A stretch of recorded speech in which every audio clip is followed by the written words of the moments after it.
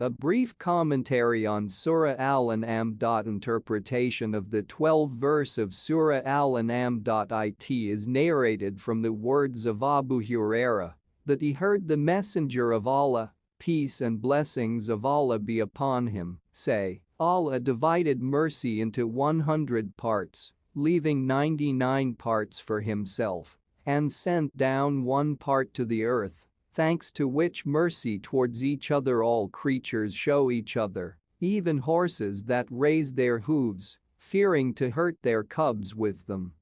This hadith was narrated by Ahmad, al-Bukhari, Muslim, at Tirmizi, Ibn Majah and others, and in one of the versions of al-Bukhari it says, on the day when Allah created mercy, He divided it into 100 parts, leaving 99 parts in itself, and sending to all creatures only one part.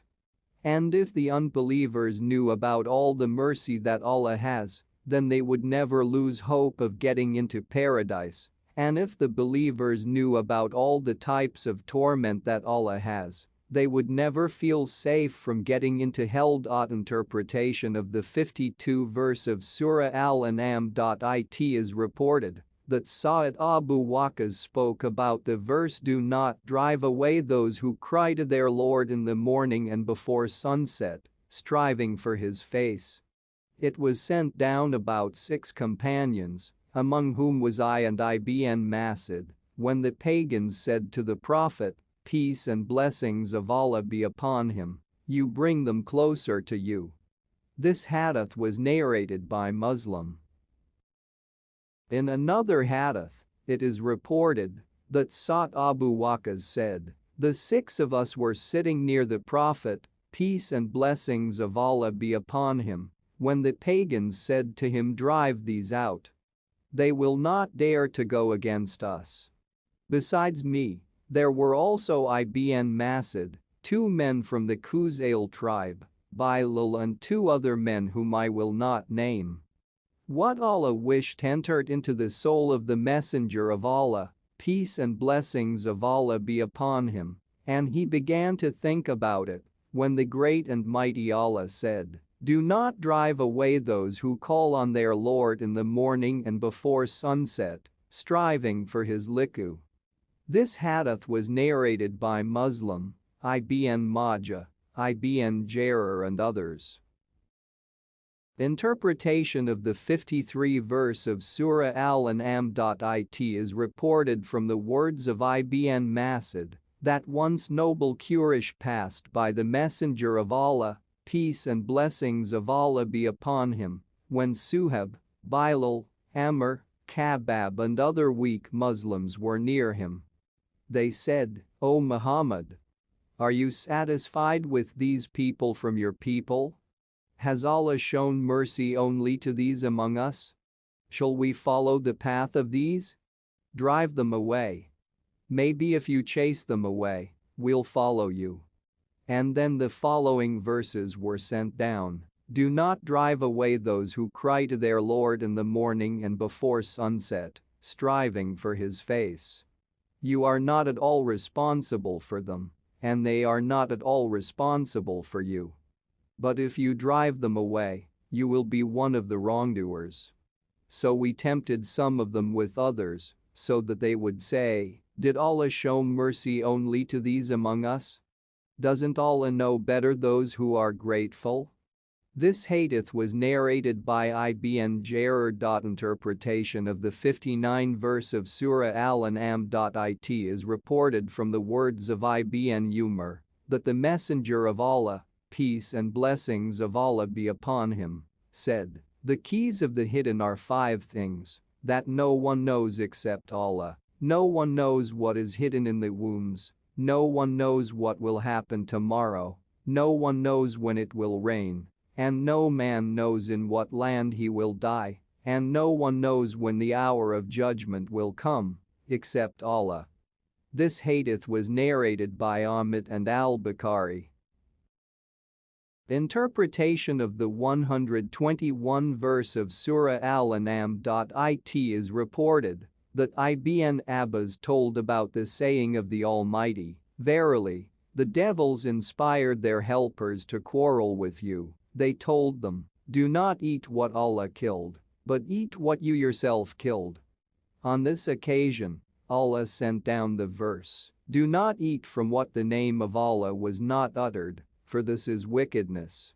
This hadith was narrated by Abu Dawud, Ibn Majah, Ibn Jarir and others, and Sheikh Muqbil al-Wadi called him weak because it was narrated by Simak from the words of Ikrimah, and this link is confusing. Interpretation of the 141 verse of Surah Al-Anam. Al-Sati said, "Here we are talking about zakat, which is levied on the harvest of certain crops, if it reaches the minimum taxable zakat.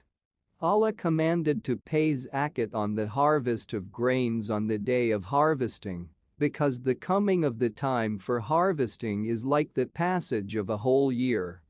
In addition, this is the day the poor and the needy look forward to, and on this day it is easiest for the peasants to pay the obligatory zakat, because they can easily separate the part of the crop that they have to distribute from the part that they keep for themselves. Then Allah forbade overeating, eating more than usual and eating part of the crop, which the peasant must distribute as zakat. Allah also forbade squandering zakat, and paying it in excess of what is due, harming oneself and one's family and infringing on the rights of creditors. These actions are manifestations of excess, which is forbidden by Allah. It is not pleasing to Him that slaves should do such things, and such acts are hateful to Him. From this verse it follows that Muslims are required to pay zakat on fruits and cereals. This zakat is paid not after the end of the whole year, but on the day of the harvest. The harvest from these types of property is taken only once, even if after harvesting it lies in storage for several years, because Allah ordered to pay its due from it only on the day of harvesting. An exception to this rule are fruits and cereals intended for trade. It also follows from this verse that if a natural disaster destroyed a crop of fruits or grains before it was harvested, then the owner of the crop is not responsible for non-payment of zakat if the crop was not lost due to his negligence. It also states that it is permissible to eat dates and grains before the due date for the payment of zakat, and the amount eaten is not taken into account when determining the amount of zakat, since it is paid from the crop remaining for the harvest period. That is why the Prophet Muhammad, peace and blessings of Allah be upon him, sent appraisers who estimated the harvests, determined the amount of zakat to be collected, and allowed the owners to keep a third or fourth part of the zakat, which they could eat themselves or distribute to people. It is narrated that Abu Musa al-Ash'ari and Mu'ad Jabal reported that the Prophet, peace and blessings of Allah be upon him, told them, "Take zakat from 4 types of grains and fruits: barley, wheat, raisins and dates." This hadith was reported by At-Tabarani, Al-Hakim and Ad-Daraqutni. It is narrated from the words of Abdullah Umar that the Prophet, peace and blessings of Allah be upon him, said, "If the plants are fed by rainwater, spring water or groundwater, then 1/10 of the crop is paid, but if they are irrigated with the help of working camels, or in another way, then 1/2 of 1/10 is paid."